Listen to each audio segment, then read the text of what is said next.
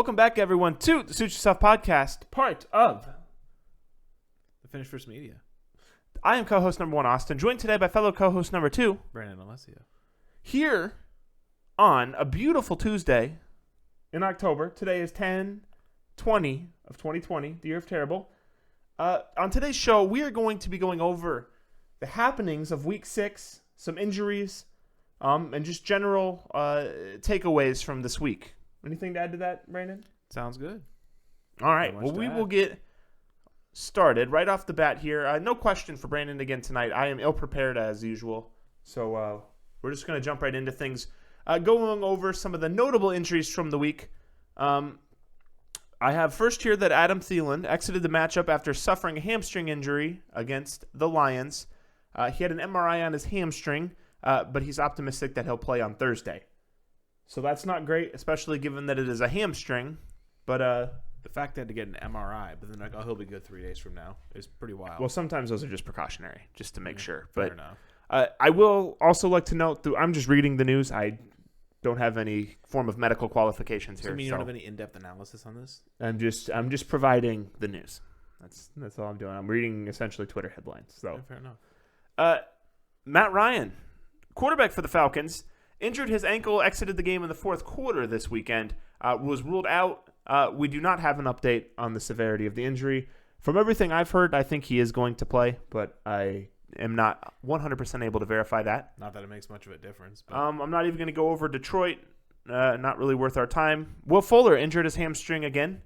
That being said, given his history, I would assume that he will probably be out 3 to 4 weeks and come back in and re-injure. for But the rest of the season. that we'll see how that goes. Him and hamstrings, usually not a story that ends well. So we'll have to be monitoring that. I would not plan on having him available for this week's game against the Packers.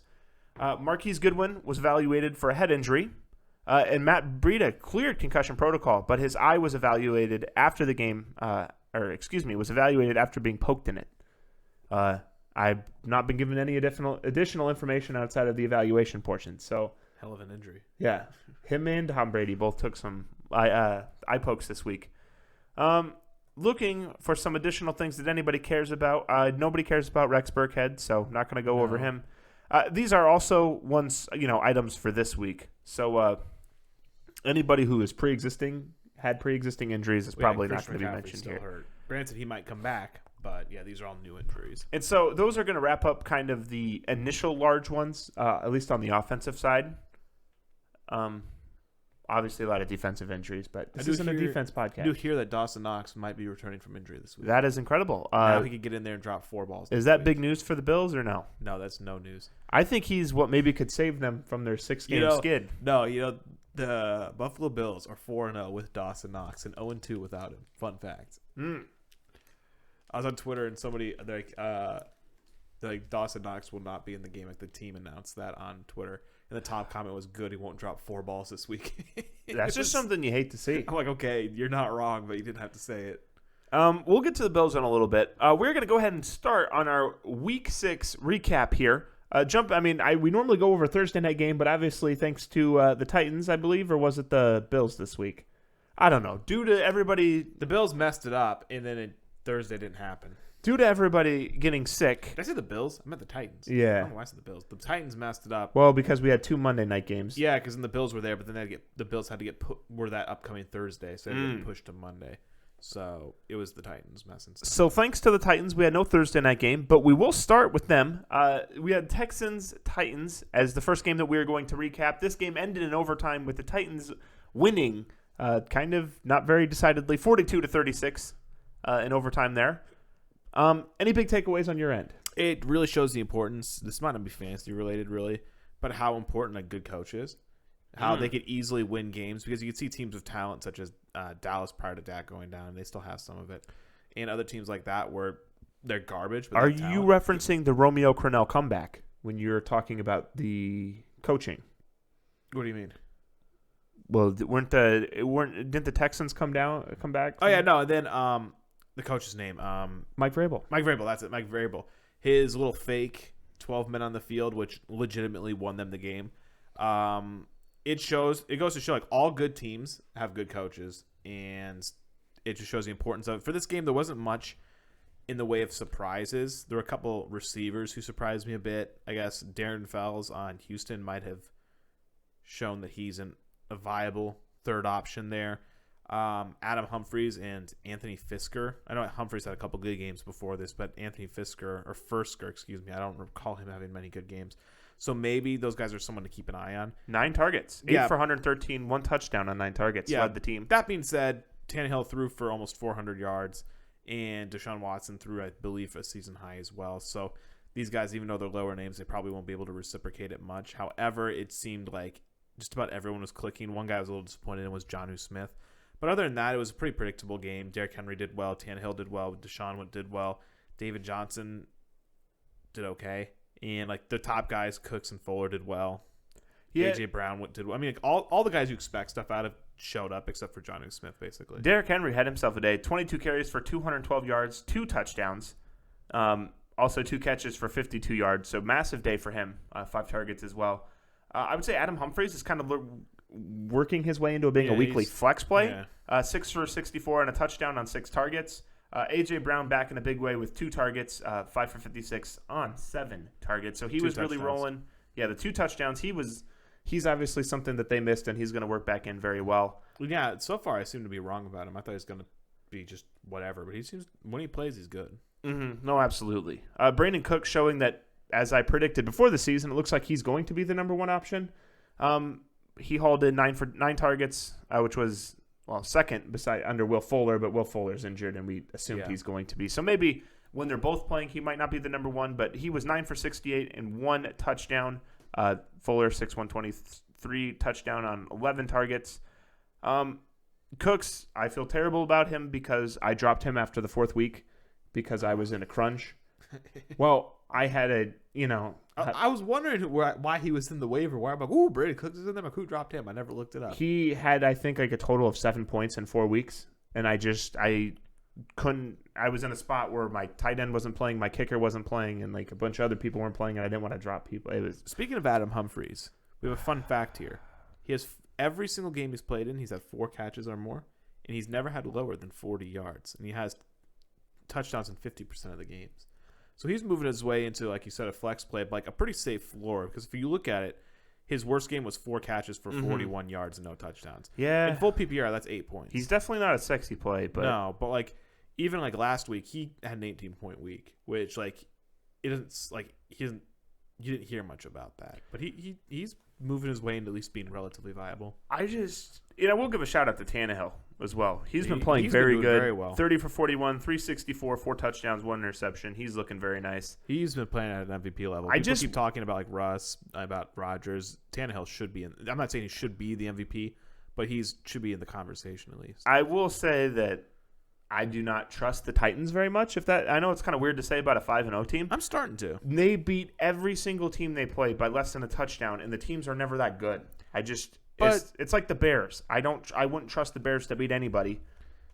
But they always win though. That's what I think helps them. And the way they play isn't really supposed to blow teams out, if that makes sense. I get that, but so here are their wins.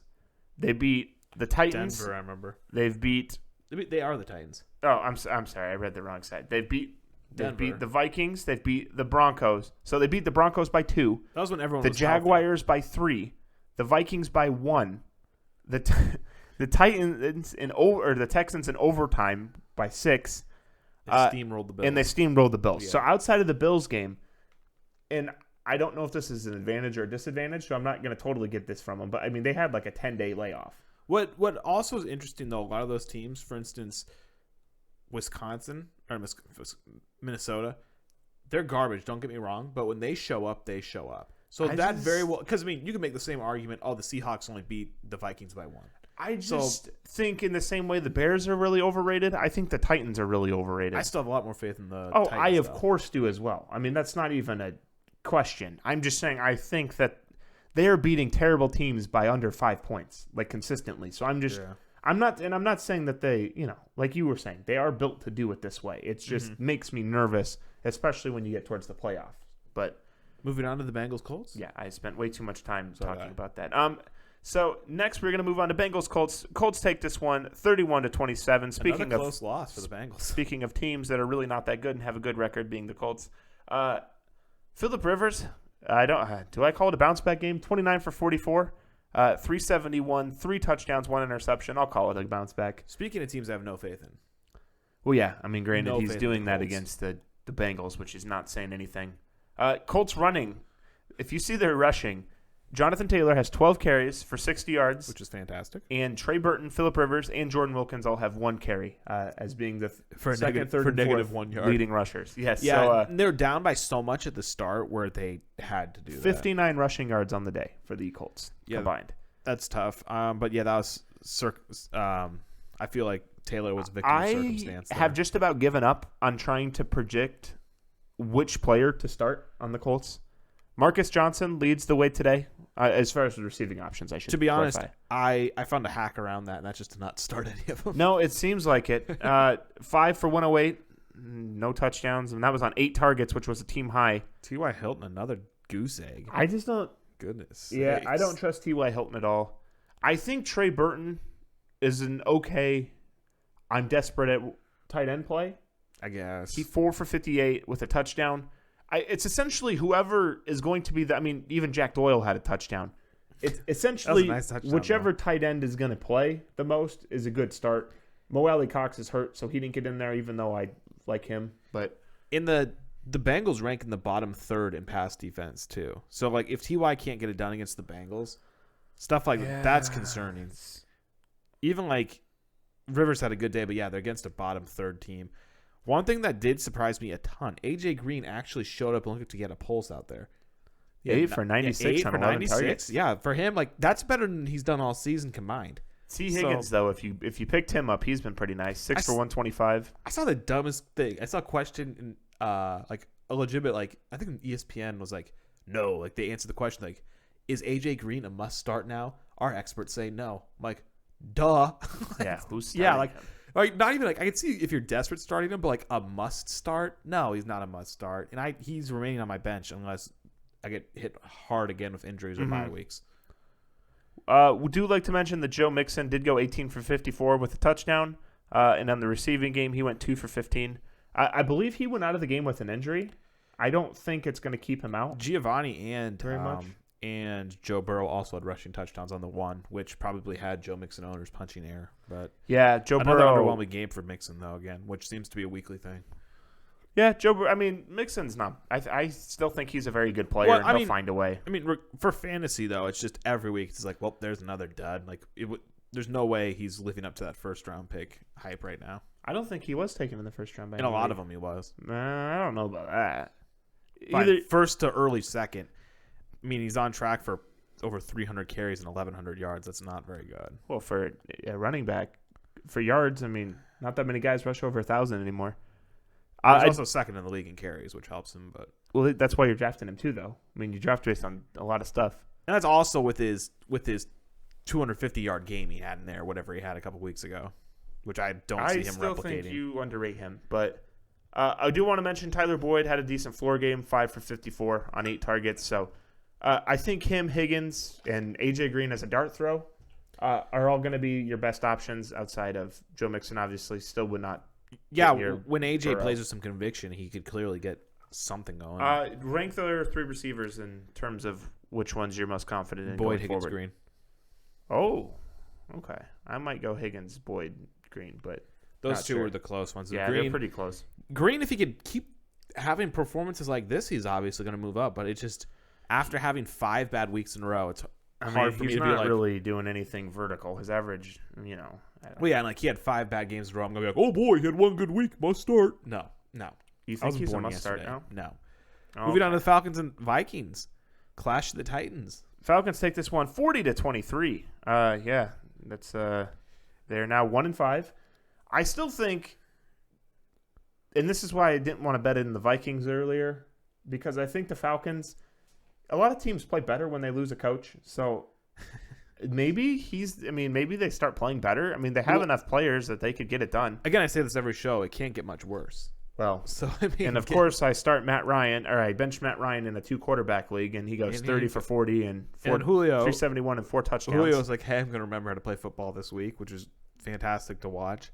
Hopefully, he can get that going again. Todd Gurley, again, is one of the biggest enigmas I've realized in pro sports. He, the week prior, goes, I think, 11 carries for like 140 yards. He had a like huge that. long that week. Yeah, it was only 35. Well, fair. So, yeah, he had 14 carries for 122 yards. You're like, oh, boy, great game out of him. Then he shows up 20 for 47. So, it seems like it's just a coin flip whether or not he's going to, like, perform well. Alexander Madison. Here's what I need to know about the Vikings. They're terrible. Total of 13 carries for 32 yards. That's all you need. All everybody combined. That's all you need to know. And this is coming from the biggest Kirk Cousins apologist of all time. He's playing like garbage this year. Absolute The garbage. Vikings. This was arguably his second best game this season, and he threw 3 picks. Yeah, that's bad. Like, they're Against Atlanta defense. against Atlanta. Yeah, exactly. But the thing is, you have 3 more turnovers than Atlanta. You're not going to win. The best part is he's doing that, and Justin Jefferson still has 9 for 166 and 2 touchdowns on 11 targets. I know. And yeah, as somebody who stashed Alexander Madison and waited and got to play him this week, I feel like the world's biggest idiot because I held on to a guy, was dropping decent players when I needed space during buys and injuries just to get 4 points out of Alexander Madison. Mm-hmm. It was tough. Yeah. Irv Smith Jr., he's kind of a what-the-heck flex kind of situation.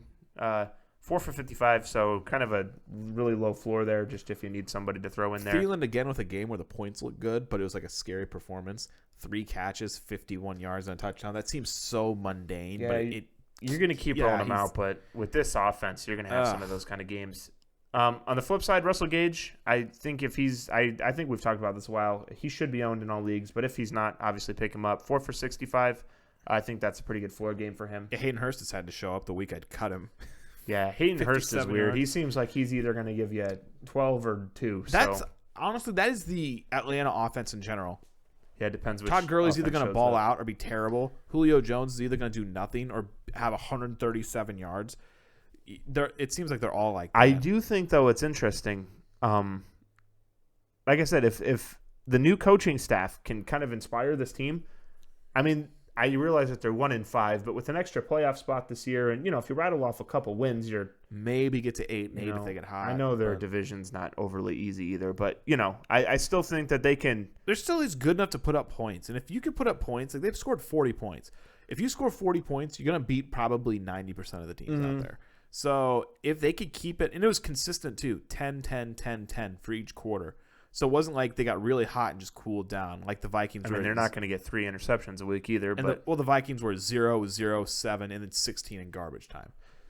I think Hayden Hurst is going to be if they can keep this up, going to be a pretty good part of the offense. Obviously, Calvin Ridley, and He's got nowhere to go but up. Calvin Ridley, kind of a floor game for him a little bit, 6 for 61 and a Still a touchdown on touchdown 7 there, yeah. targets, but That's fine I mean, for that's him. yeah. So And that was with Julio popping off too, so it wasn't like all of his work went to Julio. He was still able to be viable. this game was pretty straightforward outside of Gurley being terrible. The biggest surprise in Madison, we all expected more than That's true. 2.5 yards a carry from Madison.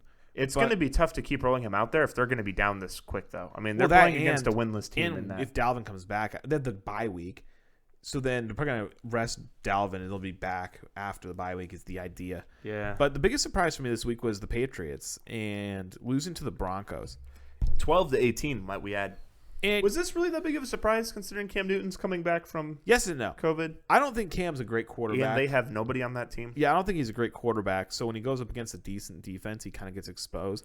That being said, Drew Lock, if you were to tell me Well, that Cam Newton, outside of the picks, 157 yards is not getting it done. he only had 25 attempts. He was 10 for 76 and a touch on the ground, though, which saved you. Yeah, if you were to tell me, the Broncos win, like, Drew Lock must have popped off. Nope. 189 yards, 2 interceptions. Who thought Drew Lock popped off with 18 points? No, I said if you were to tell me that the Broncos were to beat the Oh. Patriots, I'd be like, Drew Lock must have popped off, Mm. and that is not the case. Are there any? Philip Lindsay got a lot of work, though. Yeah, he 23 did. carries for 101 yards. Are there any? Geez, even Royce Freeman got some work. But are there any receivers on the Broncos who you would feel comfortable starting? Of course, somebody started in a 12-teamer. Somebody started Tim Patrick against me this week, of course. In fairness, he's on track for 1,000 yards this season and 6 touchdowns. But it is a bit of a head scratcher. 4 receptions on 8 targets. He was also, I guess, fresh off of 6 catches, 113 yards and 1 touchdown. Yeah, that's fair enough. The week before, 4 I catches, think 43 yards and a Patrick touchdown. got a little banged up. I guess Tim Patrick's the one guy you might want to have, but I don't think that's probably the one guy. Jerry Jeudy Jeudy's is been a bit of good, a but I don't letdown. think he's going to do much this year.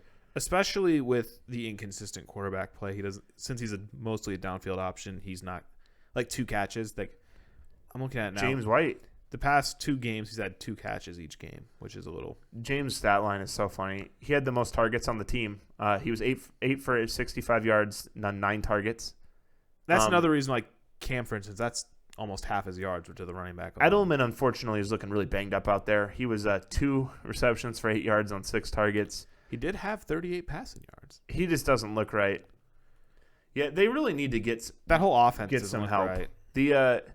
I incorrectly stated, I believe on the podcast last week, I stated that I thought that I think I said N'Keal Harry was going to have a good game. You did. No, I meant to say confused. Damian Harris. I got my names confused Oh, never mind. because I realized that say- right after I said that, and you're like the wide receiver, and I'm like, yeah, I'm like, oh wait, no, not the wide receiver. I was like, I thought you were going to do some revisionist history, and then I saw Damian Harris combined for 33 yards. Well, yeah, So well, wasn't N'Keal Harry had 0 receptions on 2 targets. I do want to say I meant to say last week Damian Harris, but And at for this point, it doesn't even revisionists matter. out there, he had 19 rushing yards and 14 receiving yards. So it's not like a 6 for 19 though. it's, not like, he a was haha, I told you so. 15 for 19. But yeah, Moving on. I still think better days ahead for again, they can't the get rush game, but Cam Newton's going to take so much that it's just he hard. kind of ruins the rush game, and he, on like an every other week basis, kind of ruins the passing game too. But because of his legs, though, I think Cam's still like a QB1. Yeah, I decided to ish. bench him this week, and I regretted it. Well, Why? because I started Roethlisberger.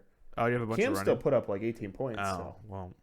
Roethlisberger really let me down this week. But Washington Giants, another clash of the Titans. one last thing I want to say: Oh. Philip Lindsay does appear he can carry the workload, 23 for 101. Yeah, So, I know we always talk about how small he is and that he's going to get hurt. But he's been surprisingly pretty durable. I think the Melvin past Gordon couple will be years. back. He was out this week with illness. I know everybody was probably thinking drunk driving, No but illness. He had to have gotten a suspension or something from the team.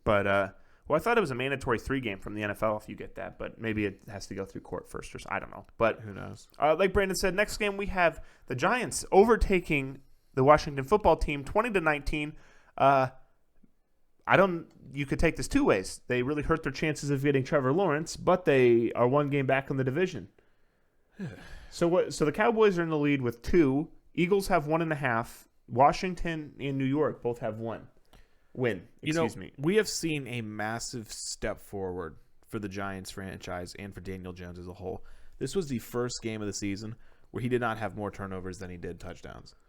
And He almost had more rushing And carries than completions. yeah, and for that I applaud him because this is the first game where he has the exact same amount of turnovers as touchdowns. So good for him. I don't know how they won this. Looking at it, they had 230 yards of offense to 350. They had the same amount of turnovers. Oh no, they had 1 less turnover. Excuse me, but that's just an ugly win and a bad win for the Washington football team. Yeah, stay away from Daniel Jones. He looked bad as always. Even Devontae Freeman. Kyle Allen looked okay, but Devontae Freeman, 8 for 61. So I mean that's an okay kind of floor game for him, but I mean I don't know what you're really expecting. It's only 3.4 yards a carry, so nothing too great there. 1 catch for -4 yards. He essentially got rid of all of his production on that. Darius Slayton. It's impossible to trust anybody. Slayton's the one guy that you need to play if you have to play one. Even he had 12 points, but considering Daniel Jones only threw for 100 yards, that's pretty impressive, all things considered. Like we talked about, we have the return this week. The return. Yes, I'm forgetting I do this every week.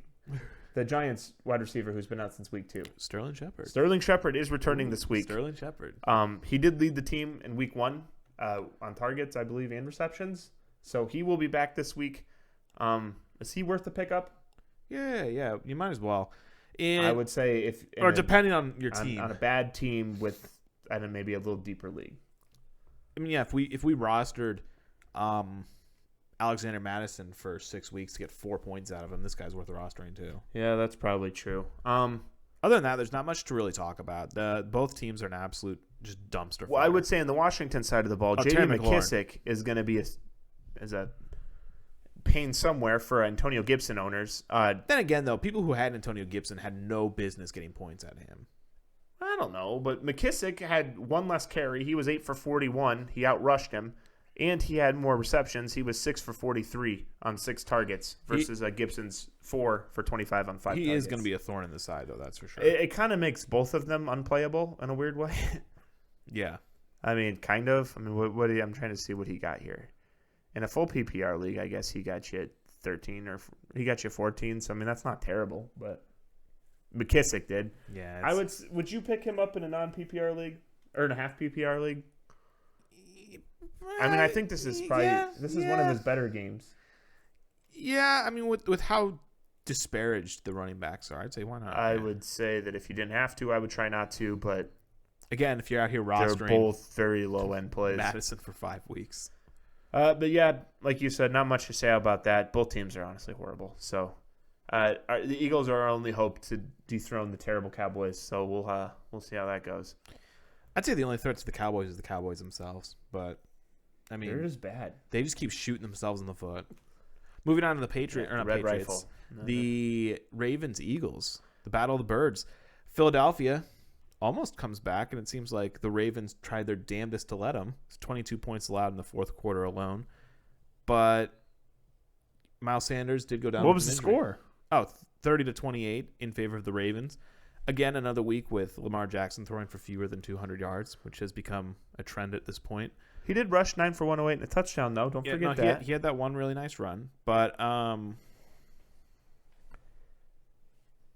Mark Andrews is kind of, if he's not getting those touchdowns, he's not doing much. And not 2 catches, 21 yards, which is the second or third time he's done that.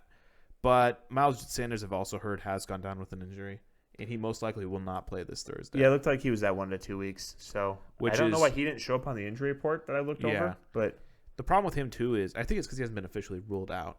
But the problem with Miles Sanders is not his production. He's been fantastic. But the fact that 74-yard they rush. just can't give him the ball. If we look at the past 2 games, or let me just look up the past 3 while I'm at it, because I saw they're low, too. I guess the third one he didn't do well, but he only had 13 carries.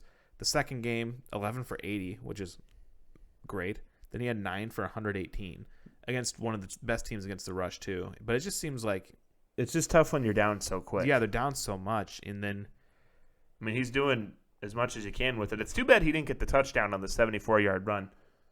oh, that's right, they caught him in the back. He didn't got they? tackled, Yeah. within the 10, so that kind of sucked. But, I mean, Another he's great looking game. very good. I mean, Yeah. he had a nice day in the receptions with their passes. He was 1 for -6 yards. Oh, they're being serious. I was like, no, he didn't. So you love to see that. Is Travis Fulgham worth a start? I think he is now. It's 3 games You at double threw up digits. 3 straight. 6 for 75, 1 touchdown, and he tied Zach Ertz for team targets. But And Zach Ertz is out. Zach Ertz is also out as well. For some reason, that didn't show up on our injury report. They don't care about the Eagles. They only talk about relevant teams. Zach Ertz also only had 4 receptions for 33 yards, which is he seems to only get 10% or 20% of his passes. So I don't know what's going on with that. But 23 targets over the last 2 weeks, Travis Fulgham. yeah, he's the clear number 1 here. I think he's a must start. Yeah, I picked him up off the waiver wire last week for free. So now, Yeah, I somehow got him in a dynasty for a league team for not as that much money. For a team as sorry as mine, I could definitely use a Travis Fulgham.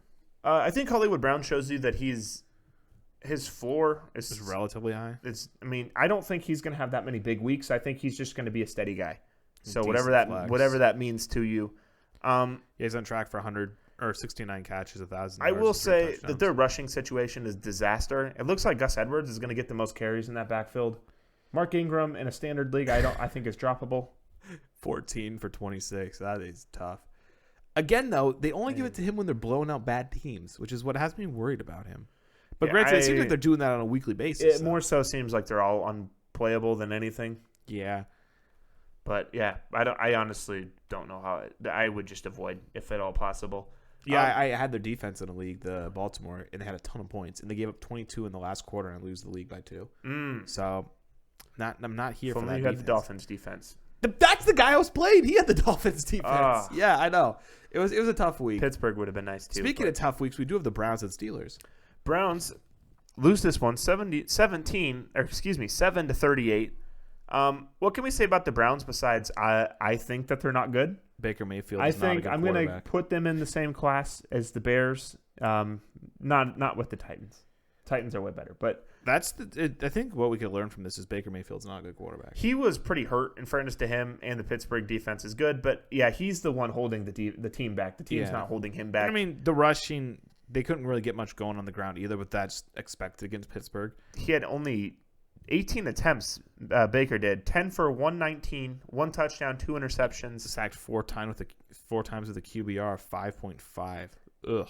Yeah, that's a tough day. I mean, you know you have a bad game when you make Ben Roethlisberger. Joe look like Flacco, I God's believe, gift out was there. lower than 5.5 though. So I'm Someone excited needs to to get talk that about man out of the later. league. But James Conner, another really good game. He's been a godsend for owners of him, I guess. Chase Claypool, another relatively good game. Finally, a tough game for Kareem Hunt owners though. 13 for 40, I know. I and was 2 for 17 through the air. That was tough for me. But 7 points. I mean, what do you do? Yeah, you can't Rashard do much. Higgins getting the only touchdown, really messing everything up. It seems- Austin Hooper leading the team on 6 targets and 5 receptions. So both of those led the team and with yards, 5 for 52. David Njoku, 1 catch for 7 yards. Big game out of him. I But think Jarvis and OBJ are almost unplayable at this point. I mean, obviously, if you have them, you're going to. a but little bit of it is game dependent. Yeah. If you know that if it's a team that they're not going to, if the defense is not elite, I think you're fine. I would almost play it like Baker. If you think Baker is going to have a good game, I play him. If not, they're not really. Jarvis still doesn't have a touchdown. I was debating in the Dynasty League sending a guy a trade, OBJ straight up for Cortland Sutton. Do you have OBJ? Yeah. What do you think? I don't think so, because I think OBJ is going to get traded.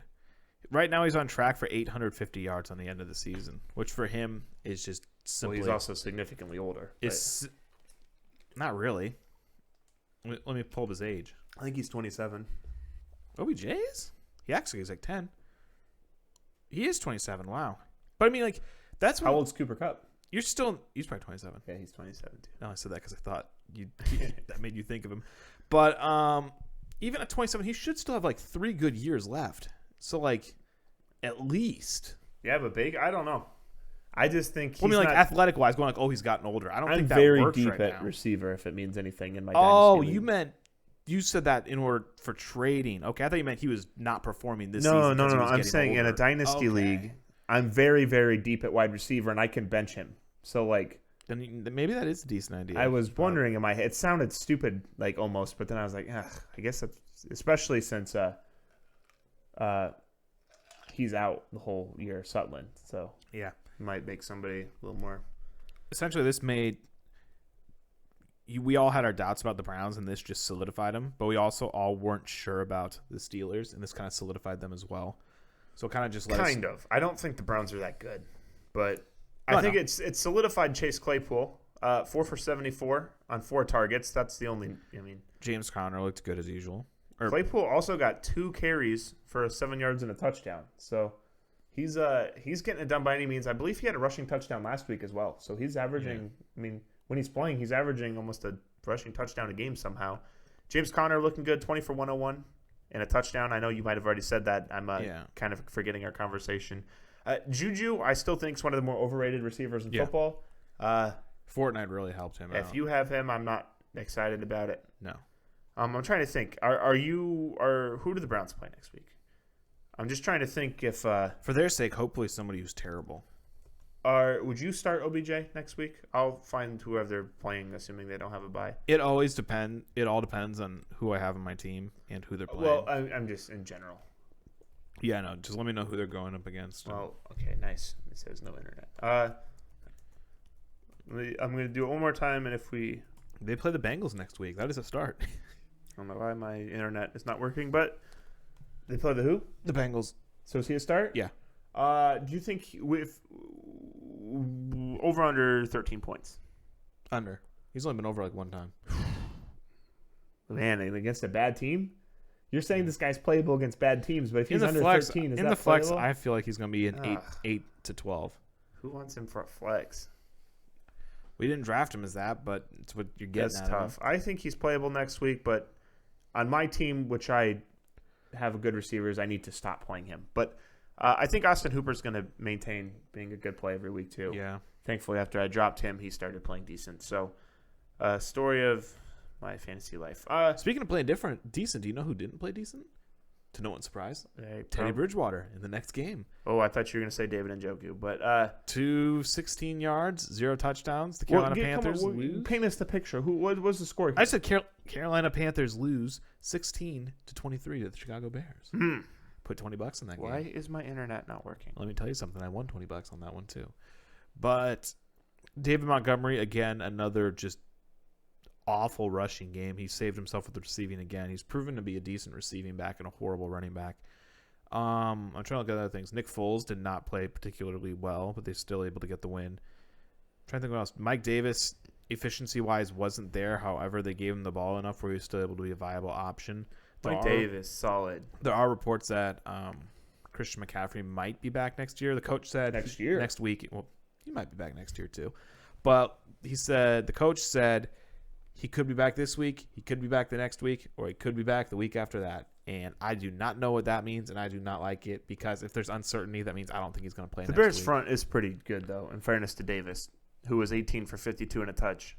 That beautiful 2.9 yards. That's fair. And Robbie Anderson didn't get many targets, but he's still incredibly efficient with them, which he has been, honestly, probably, when I say MVP, I don't mean the best, but an MVP like a league winner.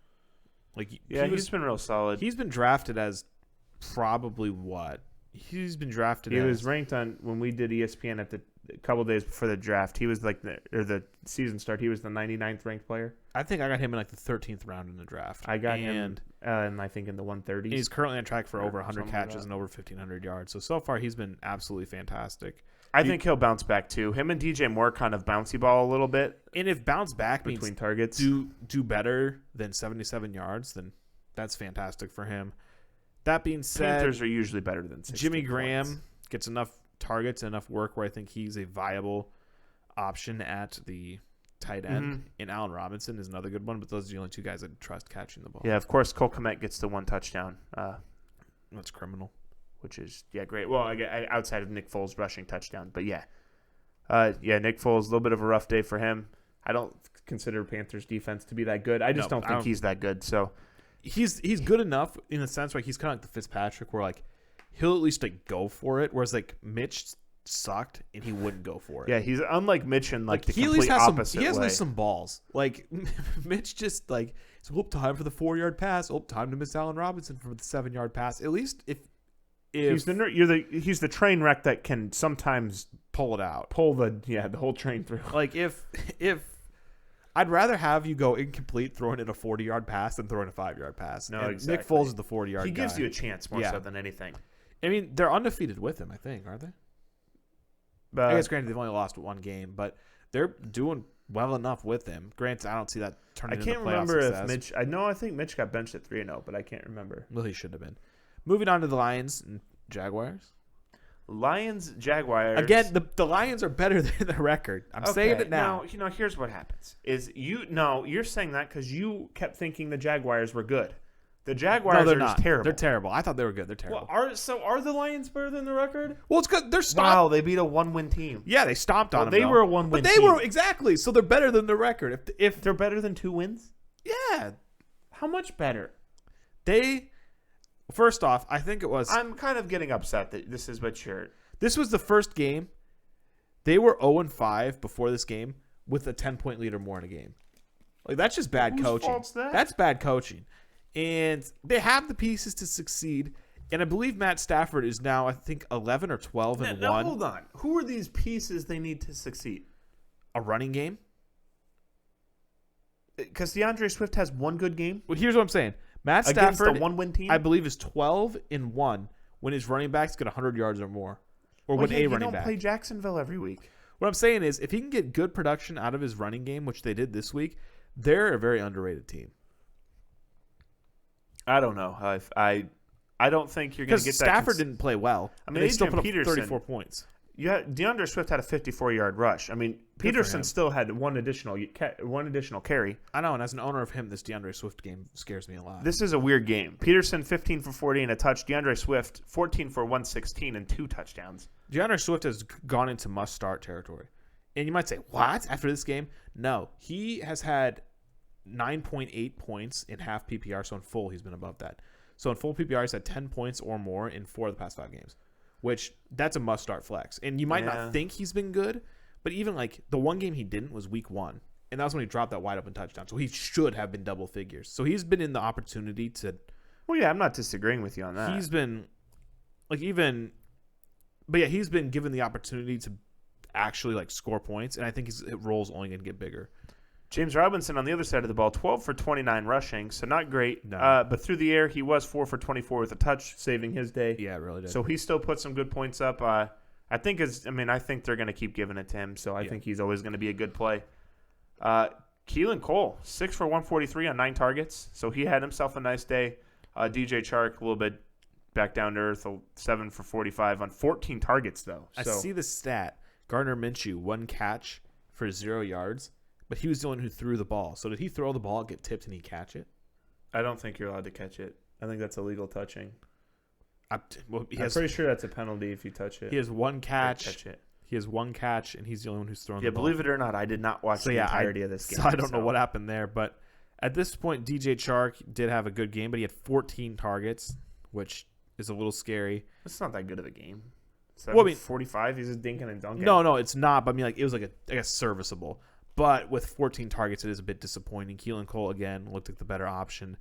With Laviska, I don't even know what to do with these guys because Laviska had the hot hand for a couple games. Now he didn't do anything. Yeah, I don't know. At this point, I think it's tough. They're all just kind of you're just throwing darts. Yeah. I wouldn't want to start any of these guys necessarily. Rank them. Keelan Cole, Laviska, or DJ Chark. It's probably Cole, Chark, Laviska, maybe. Yeah. It's or Chark first. I don't know. I'd probably put Keelan Cole first, but I don't feel great about it. This team is so weird and not good. TJ Hawkinson, one last thing to add, had another good game. Of course, my tab crashes on me. I know he had a touchdown in there, and I saw him get targeted in the end zone, I believe, 3 times. He was 2 for 17 and a touchdown on 5 targets. So I think he's a big red zone guy. He really is. I guess. Never mind. I thought he did better than that. I didn't watch much of this game. I just saw that they kept targeting him in the red zone. He got one, so I figured he did better.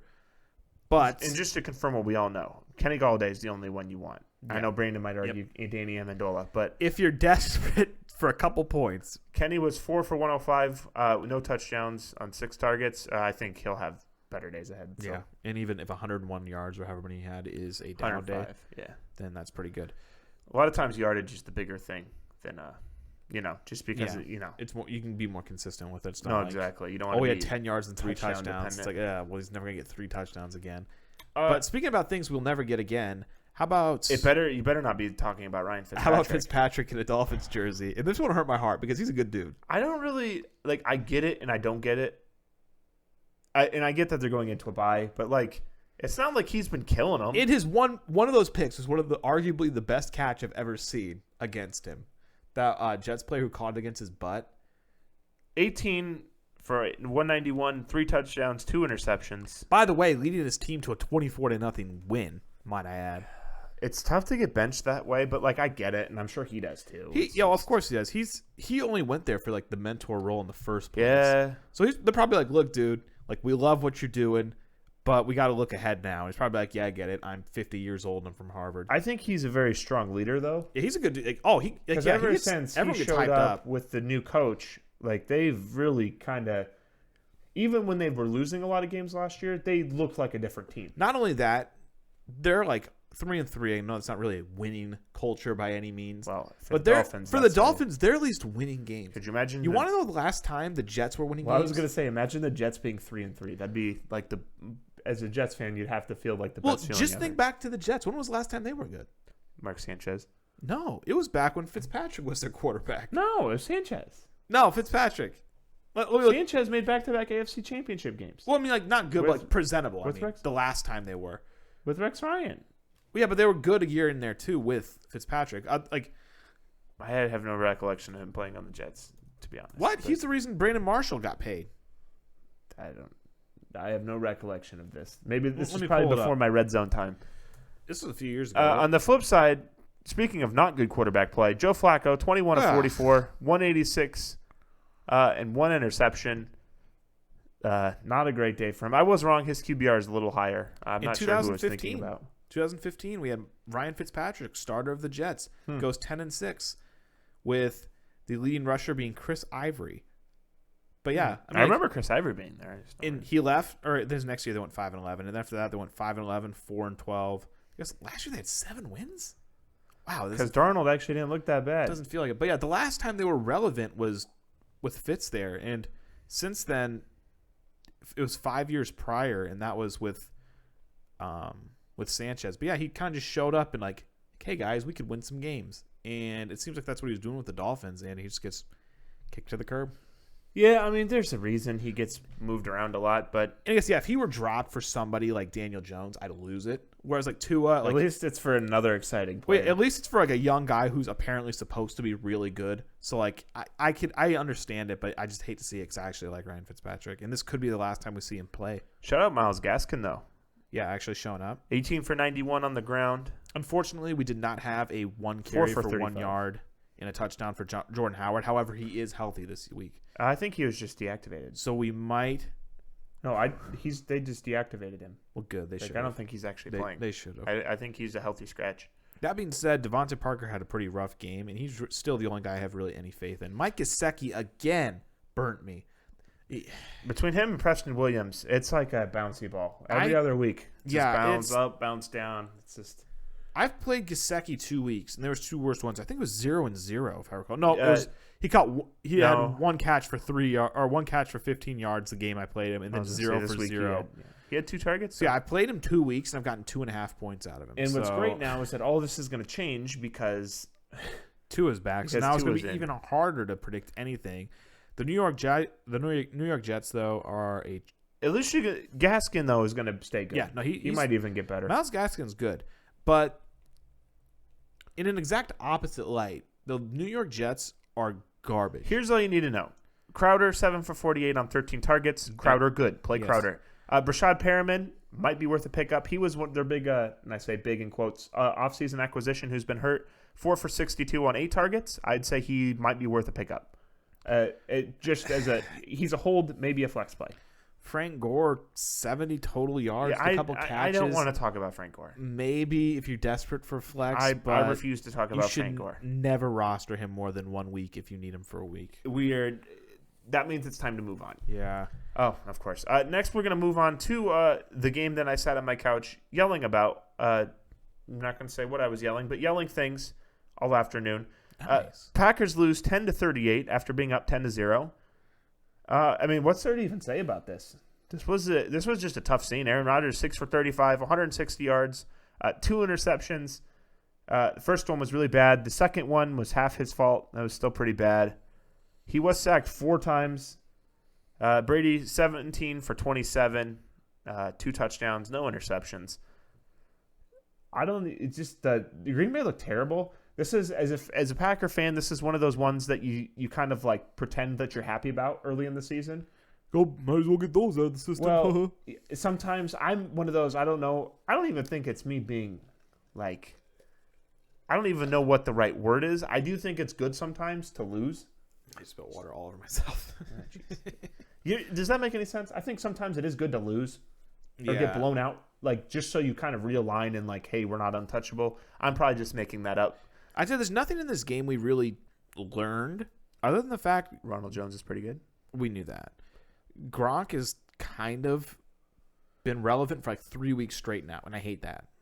I don't know why you'd hate that. I'd say that Tampa Bay is if Tampa Bay comes across a team that doesn't have a good offensive line, like and I know the Packers looked like really, really off and really bad yesterday, but they were getting to Rodgers like every play. That being said, also with Tom Brady, this just shows how like complete the Bucs are. They scored 38 points with him having 160 passing yards. Yeah, like that is a good team. Like that's a Ravens game. It's kind of reminiscent of the year the Broncos won the Super Bowl. I'm not saying that the Broncos defense is as good as that Broncos defense was. Yeah. The Bucs, yeah, sorry. But, it's Peyton Manning just essentially had to exist and not throw picks, and they were winning. Hey, Peyton, you got a pulse? Yeah. You going to turn the ball over every play? No. Super Again, Bowl. I don't think at this point they're as good as those Broncos, but I think there's a chance I think they're on the up and up. As a dynasty owner, too, I am a little encouraged by Keshawn Vaughn's these past couple weeks. Yes, I know Fournette's out, but he's at least looked okay. I know 5 carries for 48 yards is nothing, but he's at least not having 5 carries for 6 yards. Yeah. Or 10 for 15 like Aaron you said. Jones. Gronk today, 5 for 78 and a touch, 8 targets, which led the team. Chris Godwin, 5 for 48, coming back from that injury on 7 targets. Pretty disappointed. Mike Evans is the one you're nervous about. 1 for 10 with 2 targets. Yeah, it's because in the past it was 2 catches, 2 touchdowns, 5 yards. Where you're like, he is not getting heavy usage. Yeah, he had 15 points. It's with 2 touchdowns. Yeah, he's on track for 700 yards and 16 touchdowns. Ugh. Yeah. That's in those 16 touchdowns. That's gonna go down. Yeah. It's bound to. On the other side of the ball, Adams looking pretty good. He's finally back from injury. 6 for 61 on 10 targets. Better days ahead for him. Valdez-Scantling kind of doing his normal thing. 3 for 32 on 5 targets. Robert Tonyan, 3 for 25 on 4 targets. So I think all those guys will be better going forward, especially Aaron Jones. He had a really rough day today. Mm-hmm. But he did get the lone touchdown, but he was 10 for 15 on the carry side. Better days ahead for the Packers. Are there better days ahead for the Niners? They still did okay. Pulling out a win over the Rams, 24-16. Yeah, I'm not sure the Rams are so weird to me. It depends what day you catch the Rams. There'll be days that the Rams will look like the best team in football, and then there's the weeks that they just look awful. I think kind of the big takeaway from this one was that the 49ers were essentially 2 weeks ago, half or 3/4 of their roster was hurt. Yeah. So I believe they got 2 really, really good starting cornerbacks back today. And then Garoppolo looked a lot better. I know Raheem came back. Garoppolo essentially came back this week. If you watch, the announcers kept noticing, circling his ankle. They did a segment where they showed his footwork when he was healthy. Then they showed it last week and then this week again. And he was essentially, what they were saying is he's throwing he almost completely like he was last year, which last week he was not doing. No. So he looks healthy. Mostert looks healthy. The defense looks a lot healthier. Is Jet a drop? Or would you keep him for a handcuff? I would give it maybe another week, but if it keeps shaking out like this, he's probably a drop. Deebo Samuel. Is he a must-own still? 6 for 66 and a touch? Yeah. Well, before that, people were asking, he was not owned in a ton of leagues. So he was hurt at the beginning. Yeah, is he a must own and at this then point? last week just wasn't even fair because the quarterback wasn't right. Oh, yeah, I think he's a must own. Must own, okay. I agree. Kittle led the day, 7 for 109, a touchdown on 10 targets, which I guess everybody's probably expecting. Kendrick Bourne and Ayuk, both of them under 50 yards. Ayuk did get a touchdown on 2 targets, but they only on 2 receptions, but they did get 3 targets apiece. So maybe, I know myself and a couple leagues had been trying to roster those guys, so there's a chance that those guys might end up being droppable, but I would keep them another week. Both the leading receivers for the Rams, both tight ends. Fun fact. They just don't make any sense. What doesn't make sense either is that Cooper Kupp had 9 targets and only had 3 catches. I'm pretty sure he had a couple really bad drops, too. Robert Woods, 4 for 10. They 4 receptions on 10 targets. So the guys who normally get all the yards got the targets. They just didn't get the receptions. This can't be right. Darrell Henderson, 0 catches for 4 yards. Yeah. Was that the hook and ladder play I saw? Oh, that probably. I think it was a hook. Okay. I don't know why they'd call that receiving, but I guess they had to put it somewhere. Because it's technically receiving yards for the quarterback, I assume. We will note that Josh Reynolds and Robert Woods did get both the touchdowns on the receiving end. Darrell Henderson, I'd say, is the only running back you should own at this point. I think we finally figured it out. And I'm not even saying you should start him weekly, but I think he's the only one worth owning. Malcolm Brown, not worth owning. Cam Akers is hurt again. Yeah, I don't know. I just don't have a good feel for that backfield, but I think you are right to Henderson. I would probably keep Brown on my roster if I had him, maybe for a couple extra weeks, but it depends how deep you are and if you need a handcuff. Ideally, if you had Henderson, you'd have Brown as a backup. So yeah, if you somehow had that, that'd be a pretty good situation to be in. At the beginning of the season, week 1, I had Brown, I had Cam Akers, and Henderson's the only one who gets work now, which is unfortunate. speaking of unfortunate, the Bills fall to the Kansas City Chiefs 17-26. I do think, real quick, though, last thing, I do think the Rams are going to be better. I think yeah. San Francisco still has a good defense when it's right, and I think they're a lot closer to being right yesterday than not. So And I mean, I think it was named Jared Goff. Jared Goff. He couldn't do anything. Thankfully, the 1 week I started him. Kind of par for the course, but yeah. Speaking about not being able to do anything, Josh Allen, 122 yards, 2 touchdowns, and an interception. I was watching. Only through 27 times. I watched. Well, yeah. What happened there was it was raining, and at the beginning he couldn't throw to save his life. I think he started like 0 for 7, something like that. It's not good. No, he was 1 for 7, and it was a little push pass he did to a guy a foot away from him. So he was struggling to throw the ball at the start, so they decided, hey, let's try to outrun the Kansas City Chiefs, which is a very bad decision because they are starting Devin Singletary, who is not a good running back, against Clyde Edwards-Helaire, who is a very good running back. So don't own any of the Buffalo. Well, No. maybe own them, but don't play them. No, and Josh Allen had 8 carries and a team high 42 yards.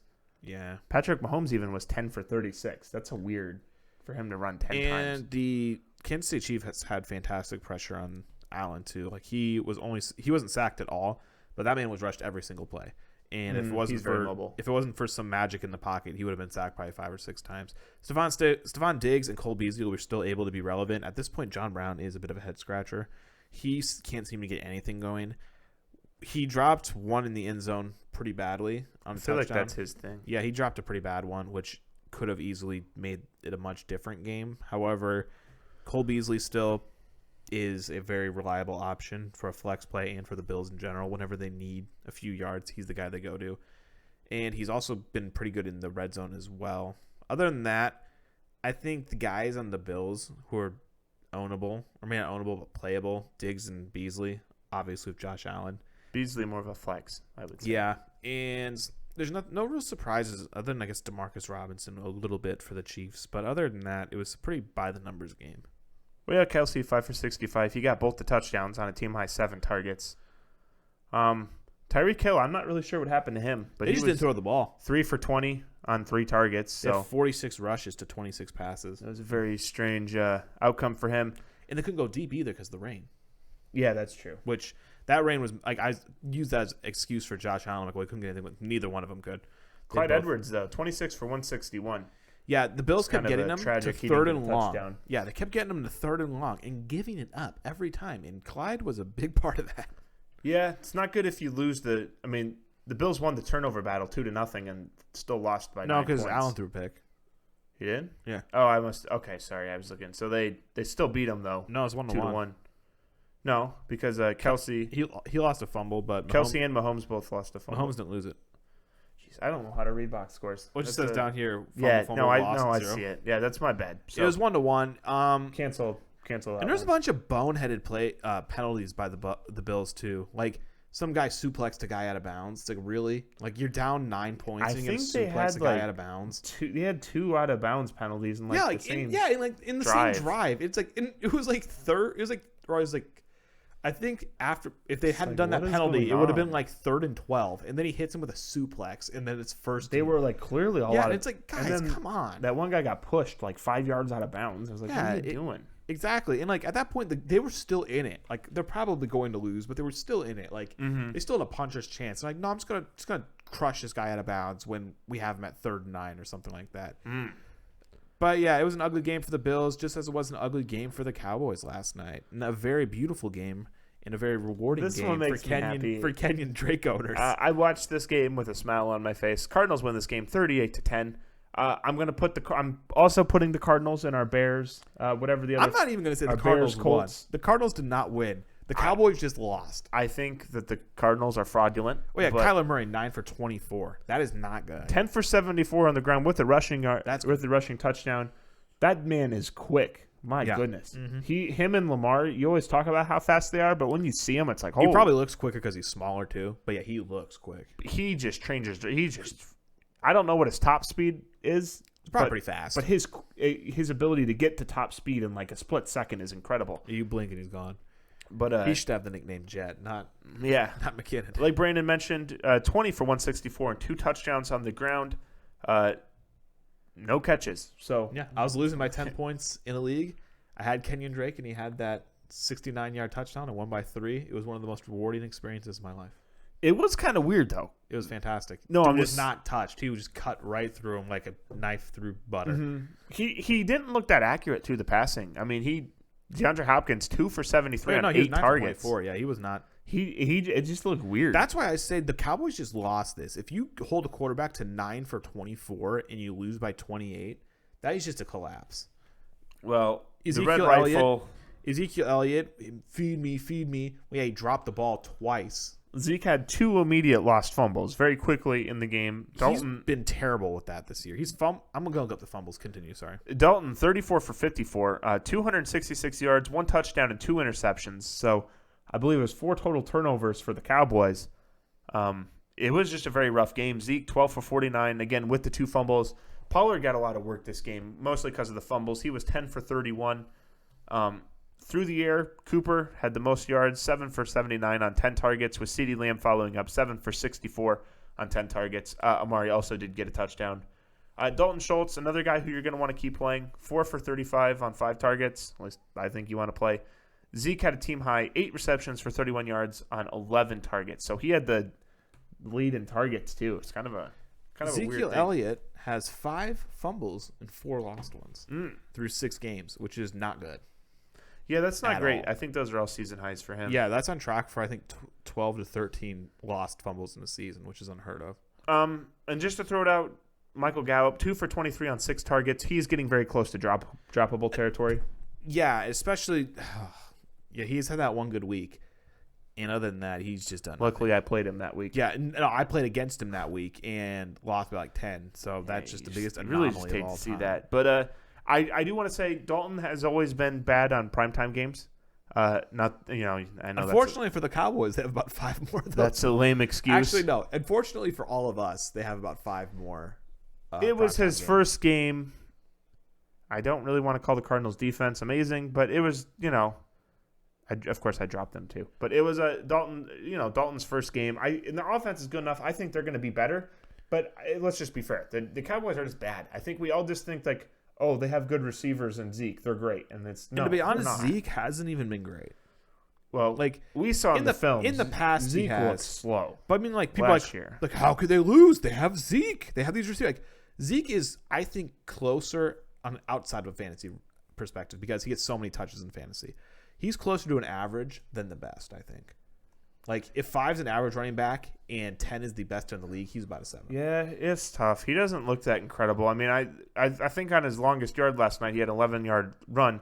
And I remember it in my head just thinking, Damn, if he were good, he probably could have gotten 30. he ran through it. Like, no, it was, I literally Oh. said, like, I could have ran that exact same, like, run. Yeah, And I say that as somebody who is very athletic myself. incredibly. No, but he literally just grabbed the ball. There's a massive hole. He ran straight and then just, like, was guided to the out-of-bounds line. And I was Yeah. like, geez, that was the easiest run I've ever seen. But I love to see it. The division leading Cowboys losing by 28 points. I just can't believe they only scored 10. I think they're going to be back, obviously. I think they're going to be better. I don't think Dalton's this bad. And again, you say this bad, and let me stop right here. He did not play well. He played very poorly. The first game back in prime But- time. Everyone acts like he was like a complete liability. He had 266 yards, which I know on 4 attempts is a ton of For the attempts. Cowboys. Yes, but he had like 260 yards, 1 touchdown, 2 picks. That is not horrendous.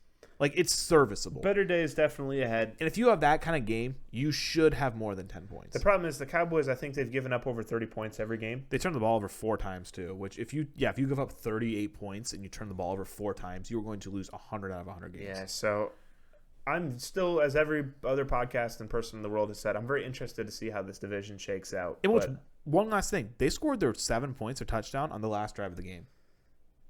I mean, It was in 38 the to league, I have 3. Amari Cooper, I'll take it. Yeah, But, it was 38-3 with like 1 minute left. and then Kenyon Drake decided, hey, I'm going to, I'm sorry, 31-3. how about I ruin y'all's weekend? No, he made my week. Shout out to Kenyon Drake actually showing up with a pulse and acting like he wanted to be there. It was incredible. Yeah, Kenyon Drake. And even without that run, he would have had 19 carries for around 100 yards. Which is 69-yard run on the last Yeah. possession of the take game. out that one, he still would have averaged 5 yards a carry. So he had a good game. Just Nice all game around. for them. Yeah, very good game. I am a little worried about Kyler, though. He did not look good passing. Him and Lamar have not looked very good No. at passing this year. But it seems like they're kind of in the same situation where if they could get the run game going and get some turnovers, they're just fine doing that. I would say Kyler. I like Kyler a lot better, but I think he's a better passer too. yeah.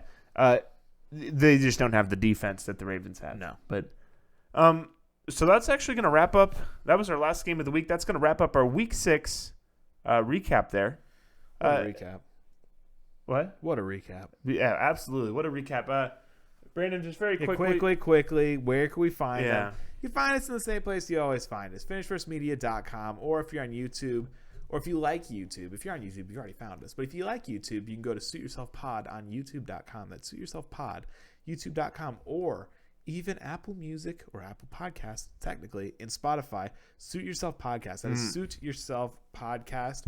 Look for the one with the little logo of somebody holding a coffee mug. That's the one you need, because there are apparently multiple Suit Yourself podcasts, but that's the one you're looking for. Oh, I was not aware of this. But hopefully we'll get the site updated soon. We've been a little bit low on time, so site is not up to date. Look at the bags under the eyes.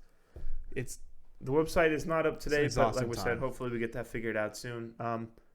We'll be back tomorrow night to do a preview show for the Week 7 here. I mean, I was 1 for 1. Actually, no, I was 1 for 2 on bets because I gave into the Bills, but Which I knew I asked shouldn't about, have done. Yeah. But other than that one, I was 1 for 1 last week, and if you guys would have listened, you would have gotten a lot of money. So I'm sure. we're gonna go out here, and we have the opportunity to win you guys a lot of money this week. So All right. tune Well, we'd in. like to thank everybody for listening. You could win $1 million. Have yourself a great evening, morning, Leave a or like. afternoon, and we'll talk to you tomorrow.